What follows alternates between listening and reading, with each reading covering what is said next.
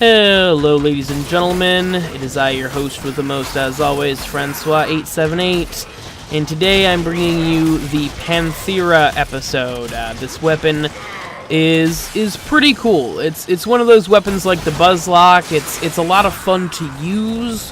It just doesn't have a whole lot of end game utility. But this is it's actually very similar to a weapon in Dead Space.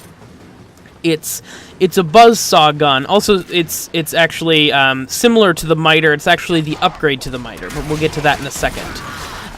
It's similar to the buzzsaw gun in Dead Space, where the primary fire you shoot a saw blade out and it does damage like normal.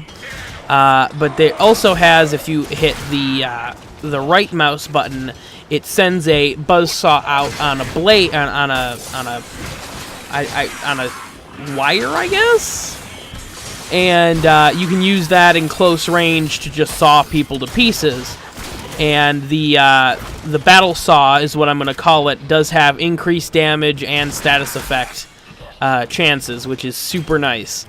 And this weapon, like I said, fun to use, not great end game. It is kind of also a pricier weapon to make. It requires that you sacrifice a miter and a haiku in order to make it, along with an Orican cell and I believe some polymer bundles. Now, I'm alright with weapons taking other weapons to, be created. I'm alright with that, the whole upgrade system kind of thing. However, in here you see the recipe right here. Yeah, I was right. It was polymer bundles.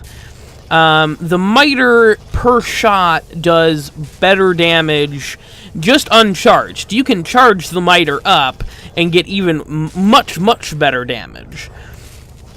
And than the Panthera. So I'm kind of confused why the Panthera is not really an upgrade.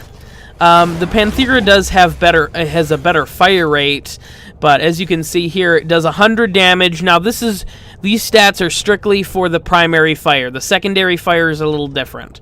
100 damage per shot, 1.7 fire rate, and a 10% chance to hit a status effect, and 0 critical hit chance. You cannot hit with the Panthera. You can't hit crits with the Panthera, and that's a big bummer, because that just completely eliminates a critical chance build at all. Now, the battle saw does about 225 damage per second with an increased status effect chance. As of the recording of this video, I don't know it. I don't even want to speculate on what it could be. I would say if you guys want a build guide, I would say just build status chance. I would say put all of the dual stat elemental mods on, all 4. And then I would throw on Serration and Split Chamber, as well as Heavy Caliber. The accuracy won't affect you. The accuracy debuff won't affect you. And then I would probably put on like Speed Trigger or something like that, just to buff up the fire rate as much as possible. Or Shred. Shred would be another good one, where you still get the fire rate buff, but you also get the pass-through, which is a really handy thing. I really like the pass-through feature on bows and whatnot. I just wish it was more of a viable thing. But there you have it, the Panthera, another one of those interesting weapons to use, something that's, it breaks up the monotony of just, another machine gun, but it does not have the damage output really to go 2 hours in a, in a tier 4 survival. It just doesn't have it.